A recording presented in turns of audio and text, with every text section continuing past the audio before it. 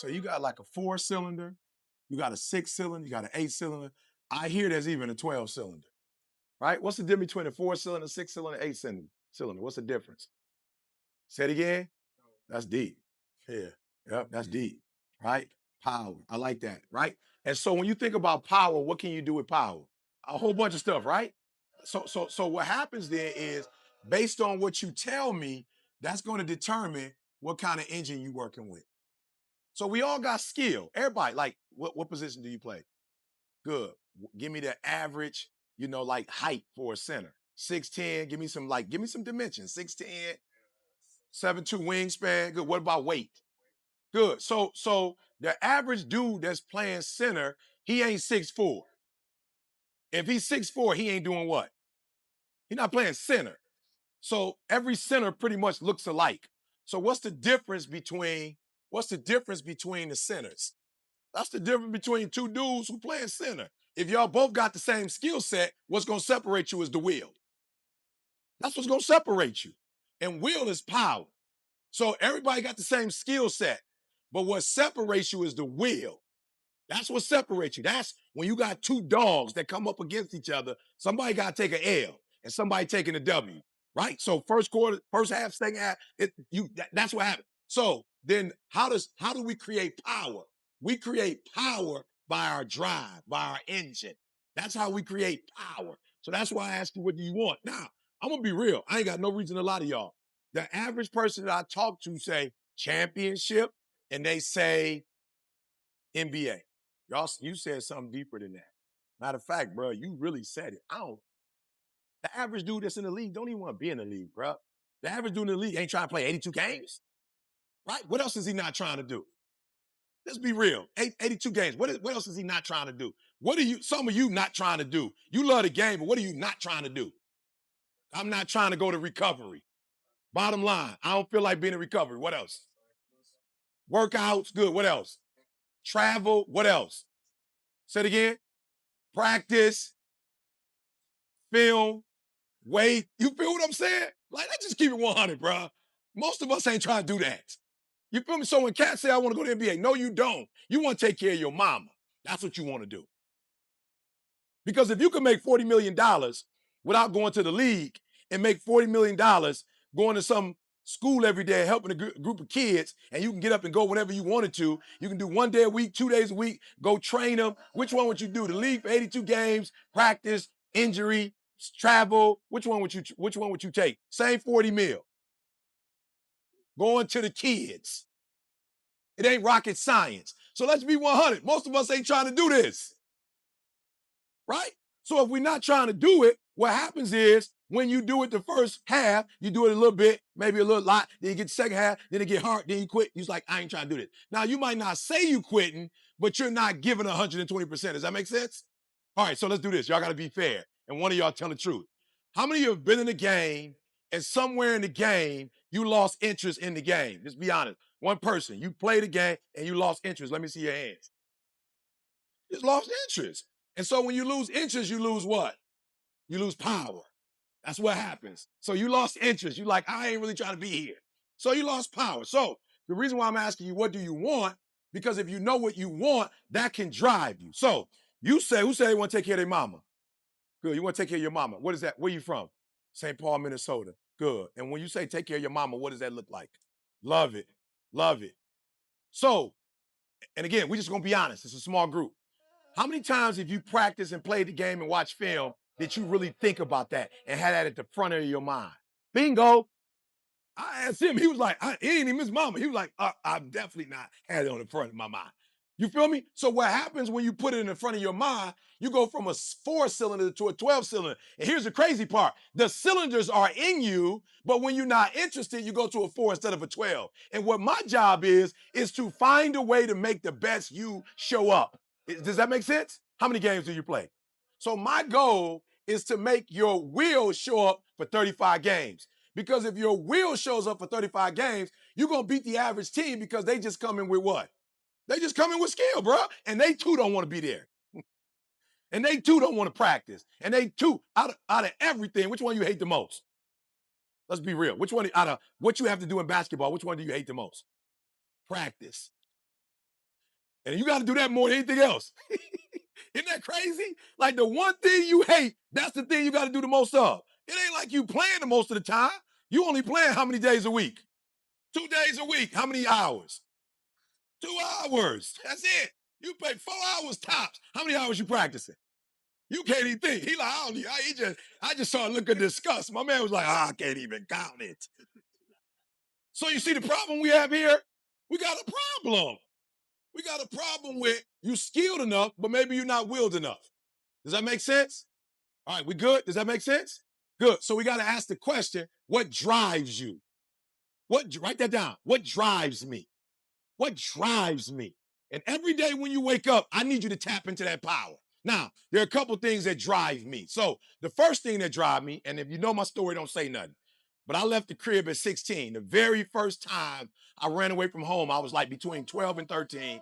I called my mom, right? Because the person that was raising me was 6'8". And as you could tell, I'm not 6'8". You feel me? I ain't even start growing. Like I had a growth spurt at 16, and you could tell it wasn't a big one. You feel me? Like it wasn't a lot, right? So imagine how short I was in high school. So people used to tell me all the time, like, yo, Brian, trying to be funny, but you know that ain't your father, don't you? I was like, what? You know that ain't your father. I said, it's my father. That's not your father. I'm like, yeah, it's my father. Because if it wasn't my father, who would have told me? My mom would have told me it wasn't my father. She ain't never said nothing. So it's got to be my father. You know what I'm saying? That's my sister. That's my sister. So I think I was about 12, almost 13 years old. I called my mom one day at the job. Was like, look, Mom, just be real with me. Just keep it 100. Don't lie to me. Is this man my father? She was like, no, he's not your father. But I was going to tell you. I was like, when? Like 18? 17? Like, when was you going to get to it? She's like, I was going to get to it. So you can imagine when your mama lied to you about your father, like, what do you think happened between me and my mom's relationship? It went down. Why? Because I couldn't what? Good. And what do you think happened to the person that was raising me that I thought was my father? Went down. What do you think I said to myself? You ain't my daddy. Flat out. So I went to school with that mentality the whole nine. So I started running away from the crib when I was 12. I would come back, be gone 3 days, a week, come back. When I was 16, I left for good. When I was homeless for good, you're on the streets of Detroit. There's a lot of stuff that happened. Almost got shot a couple times. A lot of stuff happened, right? So I'm homeless. 16, 17 years old, start hanging out with my boy Bob. Bob started bringing me to church. Like, I'll never forget the first time I went to church. I was like, God, we homeless. What we gonna do? He was like, we not homeless. You homeless. We're not homeless. You the one making them crazy decisions. So I remember, being at a revival. Like I ain't grew up in church. I ain't never seen my mother pray. My father who raised me, I ain't never see him pray. Like we didn't go to church. We ain't do that. And I remember my man was preaching. He was just talking about like before your mama made you, God knew you were in the womb. Like for real, you gotta understand. I'm 17, bro, 16, 17. If my mom lied to me about who my father was, and my mom got pregnant at 17, I'm thinking I'm a what? I'm a mistake. So my whole life, I'm walking around like I'm a mistake, bro. Like, you ain't really want me. You got pregnant at 17 years old. I don't even know why you ain't have an abortion. I messed your life up. You messed my life up. Now I'm about to mess your life up. That's what I was on. I was about 17, started going to church. The pastor did this thing in Isaiah. It was crazy. My man was like, yo, before your mother knew you, God called you. And I'm like, ooh, that's pretty deep. You know what I'm saying? I'm like, I like that. You know what I'm saying? Because if that's the truth, and I ain't no Christian, I don't really know God like that. But I'm hoping that's the truth because if it's the truth, then it means what? I'm not a mistake. And if I'm not a mistake, then that means I was born with a what? With a purpose. I was like, let's go. My mom didn't even know. I'm like, let's go. And then the pastor, like my man would come up to me every week. He was like, yo, E, did you graduate from high school? And I was like, nope. He was like, you need to get your GED and go to college. And I was like, bruh, how am I going to go to college? I ain't finished high school. He was like, just get your GED and I'll write a letter of referral, a recommendation letter. And I was like, is that possible? He was like, yeah. I was like, all right, bet. Started dating this girl at the church. I'll never forget. She was a year younger than me. She came to me one day. I was out of high school for 2 years, bro. My boys were selling dope. We were stealing cars off truck. We were just doing some crazy stuff. And she came to me. I used to go to church every week. I never missed church. Wednesday night prayer meeting, I walked 2 hours to get there. I never missed church, y'all. Watch this. My girl came to me and she was like, look, I got to tell you something. I was like, what's up? She's like, do you love me? I was like, yeah, I mean, we 18. You know what I'm saying? Like, whatever that means, you know what I'm saying? I love you, but like, what do you mean? She's like, no, do you love me? I was like, I guess. What does that mean? She's like, look, I'm going to college and if you don't go with me, I'm breaking up. I was like, you doing what? She's like, I'm gonna break up with you if I go to college. And I ain't stupid. I ain't go to college, but I know if my girl go to college, pretty little red bone. I know if she go to college for 4 years and I stay back in Detroit, what's gonna happen? Somebody gonna scoop her. I might not be the smartest apple, but I ain't stupid. I went and studied, got my GED, bro. Got in the whip with her and went to college. Flat out. I told the pastor, I was like, yo, bro, are you serious? Can you really hook me up? He's like, I got you. I graduated from there. I'm a pastor. I'm gonna write a letter. It's a Christian school. They're gonna let you in. Now, you're gonna have to take like remedial classes and stuff, but I could get you in. I'm like, bet. Follow her to college. Got to college, y'all. I'll never forget. I flunked out. That took me 12 years to get a 4-year degree. But I remember the first time they had this Christian like program, and they was like, yo, E, they don't even know me. It was like, we want you to speak. I don't even know how they asked me to speak. It was like something called commencement or something. It was like for freshmen, and one freshman get your address for all freshmen. I got up and got on the mic and preached and was like, whoa.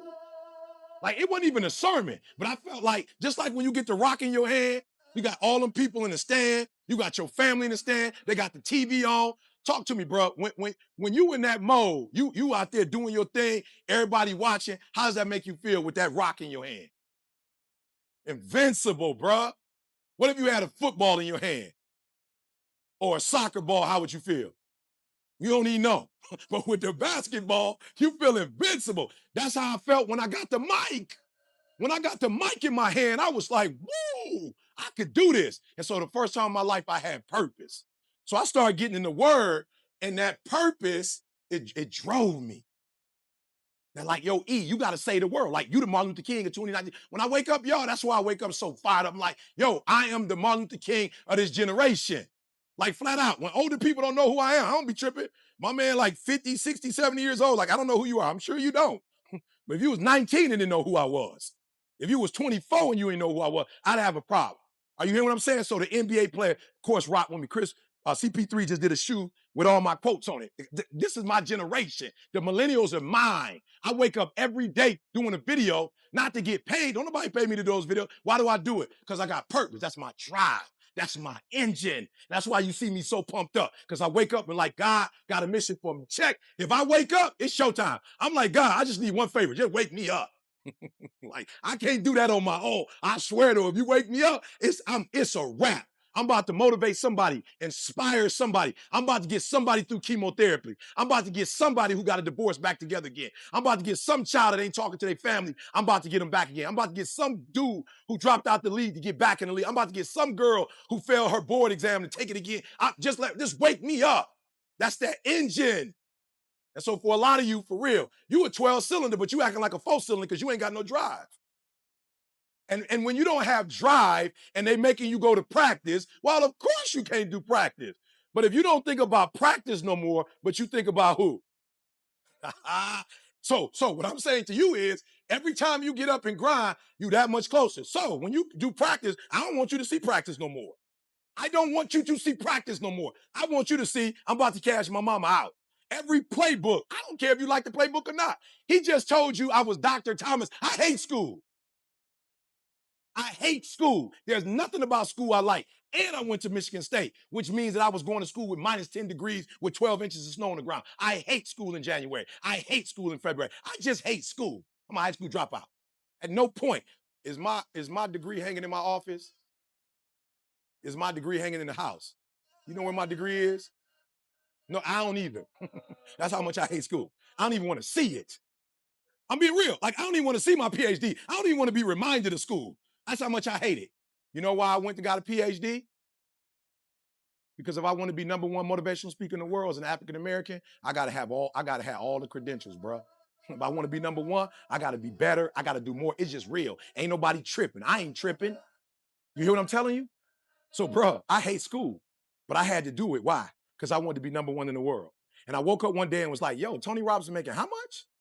But you know what I realized? I had a language he had. I'm not mad. So I didn't go to school to get a degree. I went to Michigan State to learn the language. And I sat in the class and listened to all them teachers talk.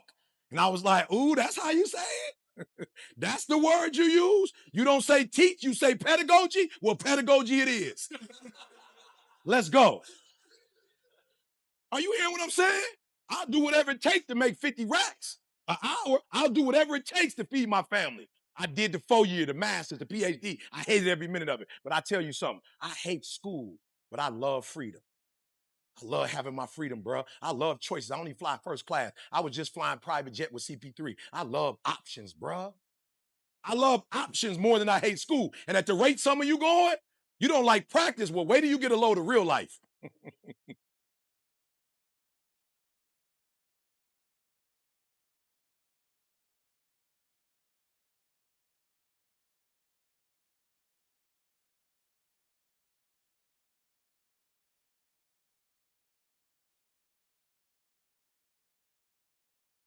So we're going to be very intentional and deliberate, right? There's some stuff we're going to do every Monday, every Tuesday, every Wednesday, every Thursday, every Friday, every Saturday, every Sunday. We're going to be very intentional and deliberate, and we're not going to let success happen to us. We're going to go take it.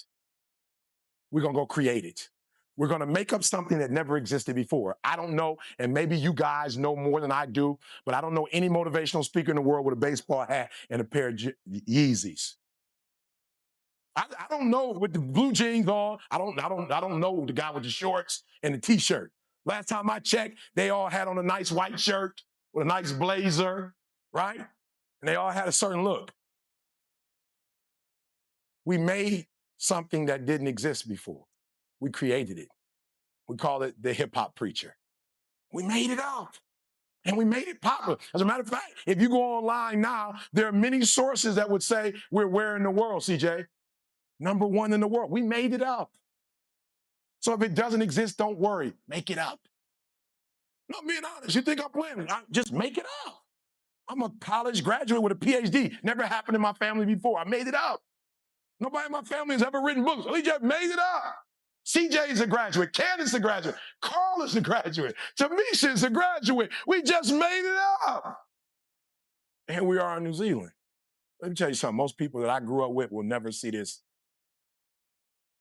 They'll never see this place. And we've been all over the world. So look, you can make it up. You have within you the ability not to be a copycat. You have an ability to go to an industry and change that industry forever. It's in you. And that's why you're in this room. And that's why I'm challenging you when you walk out of this room. Anybody see the St. Louis video I did where I was going off on this kid at a high school? Anybody raise your hand? I just want to see a couple people who saw that. Hands down, watch this guy. People ask me, Tom, why would you do that? I said, because I loved him. And I saw greatness in him. And if you love somebody and you see greatness in them, you can't let them walk out and stay the same. So I'm challenging you today because greatness is in you and I need you to activate it. All right, so before I go to my last two slides, this is going to be painful for some of you, but I need you to think about what I'm going to say and I want you to be honest. Nobody's watching. I'm not collecting this. I want you to be honest. If the highest scale is 120%, and people ask me, ET, why not 100? Because 100% means that you do exactly what they tell you to do and you do it very well. 120% means you know the benchmarks, you reach the benchmarks with greatness, and then you create your own benchmarks. That's 120. So on a scale, being 120 is the highest. When you say, ET, in terms of my life, in terms of being intentional, in terms of going at it, in terms of creating what does not exist, in terms of waking up every day and boom, making the most of every day, I can honestly say I'm at 120%. I'm giving everything I have. I don't have anything else left. You're giving 120. I just want you to raise your hand. I'm giving 100. I don't have nothing else left. ET, I'm giving 90%. I'm giving about 90% effort right now. Okay, 80%. Raise your hand. I'm giving about 80% effort. Good. Write it down. Write it down. I know me and I know what I'm capable of. I'm probably giving 70% effort. Let me see your hand. 70% effort. Good. Hands down. 60%. Write down the number. 60%. Good, good. 50%. I know me. I'm probably giving 50%. Let me tell you something. New Zealand Air, is it New Zealand Airlines? Is that what it is? Let me tell y'all something. We were in England and we flew to Poland and somebody put us on EasyJet. And when I saw the airplane, I said, something's wrong. This is crayon. Somebody used crayons. Right? It's like 4 colors. I'm like, there's something wrong with this, right? Never been on it before, but it looks average. We had to walk and go down and walk like a mile to get on the plane. I'm like, okay, something's wrong. We're walking a mile 0.5. This is I could have jogged this. We started walking in. I saw the seats. I saw the way the people were, and I was like, unbelievable. One girl had like on a blue hookup. Another one had on an orange. My man had on like lime green, like nobody was matching. I was like, this is average. I'll be honest with y'all. We fly Virgin. And so the Virgin told us all the flights are gone. You guys are going to be on New Zealand Air. I'd never been on New Zealand Air before in my life. I asked a lady, I was like, are they good?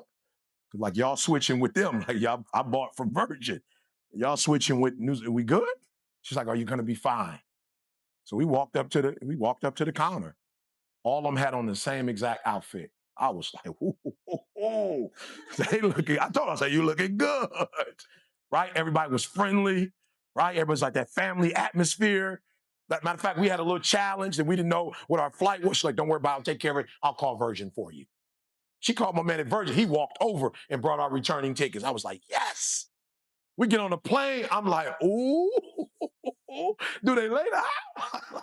I'm like, we about to lay down to go there? Wow. TVs popped out, but the boom, TV. I'm like, wow. I couldn't sit down. What you like, champagne, apple juice, orange juice? I was just like, can I have everything? It was like, no, pick one. I was like, oh, I'll take the orange juice then. I'm talking about, man, we had a conversation. I don't remember the young lady's name, but we had a conversation with her for about 25 minutes. I was like, can you do that? Don't you have a job? We were in the air and she just was, and where are you from? And you do what? And it's not your first time. She said, how many restaurants did she tell us about? See, about 6. The Grill, you remember any other ones that were on there? That's just a whole bunch of restaurants. I'm talking about, I didn't want to get off. When we landed, I was this. He was like, I'm like, I'm good. I'm like, I hope when we go back, they cancel Virgin. Because I don't want to fly Virgin no more. I want New Zealand Air. I mean, it was an incredible experience. 120%. 120%. I went in the bathroom, guys. The bathroom had a window. I was like, look, I went back. I didn't even use the bathroom. I went back and grabbed my phone and went in there and did a video. I was like, all right, y'all, first time, you're not gonna believe this. Okay, you see that? And then they had, what was the little decorative thing they had in the, was it like it was a towel made like what was it? What's that again? Yeah, there we go. Origami. She's smarter than I am, right? I didn't know the name for it, right? And it's right. I'm saying, what? Like a cruise ship. It's right there. And so I'm in the bathroom videoing. I forgot to use the bathroom, right? I was so excited. That's 120. And can I tell you the truth? I hate when people give 70%, but they want the life of somebody that's giving 120%. I challenge you. Your life is where it is because of the percentage that you're giving. That's why I get up at 2 o'clock in the morning. Why? Because I'm 120 and I'm living the 120 experience. All right, so let's get out of here. All right. Real quick, I gotta go. All right. So what's your routine? I need you to have a routine. I want you to get up at the same time every day for the rest of your natural life or earlier. Right? Take breaks when you need to take breaks. Your body will tell you. Your creativity will tell you. So we're not saying don't take breaks. A part of going 120 is knowing when to rest. You need a daily routine. What time you go to bed? What time you wake up? What are the activities of the day? Now, Glenn, I don't have any empirical evidence, but I believe for every goal you have, there might be 1,000, 2,000 activities that have to take place in order for that dream to become a reality. I need you to identify what those are. I don't know what it is for you, but in order for me to do a video, there's a lot that has to take place in order for me to do a video. One, making sure that the clothes that I wear actually match the content. Making sure the environment I'm in is in the right environment. Listen to me. When we were with Rebel Sports this morning, we were unfortunately in an environment where there was a studio. It was a lot of noise. We had to do a few takes, right? While we were prepared, we weren't in the best environment because we had to do several takes. People ringing the doorbell in the middle of our take. Now that's kind of difficult when you're like me and like you feel stuff and you got to start all over again, right? So I don't know how many activities, but I guarantee you for every milestone, right, there might be 1,000 tasks. I need you to identify what those are. And I need you to do it daily. Because this is what happens. When you start doing it daily, there's a momentum that happens. And there's some success that starts to happen to your life just because. Now, look, guys, I did a couple videos, a couple voiceovers in the States, and guess what happened? Now I'm doing them all over the world. Right? Got it? And so today, a big one came out in the States during a football game. Good year. Are you blimp worthy? And here I am with a video releasing, and I'm in New Zealand doing another one. Right? So routine. Good. We good? Good. Routine. Good. So what's your routine? Now, be honest. How many of you guys in this room already have a routine that you're giving 120% to? Raise your hand. You're giving 120% to that routine. No variation. How many of you, about 90% of the time, you're sticking with your routine? Good. 80% of the time, you're sticking with your routine. Good, good. 70% of the time, you're sticking with your routine. Good. 50% of the time, you're sticking with your routine. Good. Here's a key. If you don't have your dad in your life, your mom got pregnant early, you don't have a lot of money in the bank, you don't have a deep network, you can catch all the guys. I can name all the top motivational speakers for you. And I caught them by using this routine. So I caught them, right? So I caught them. I'm going to prisons. I'm going to elementary, middle schools, high schools.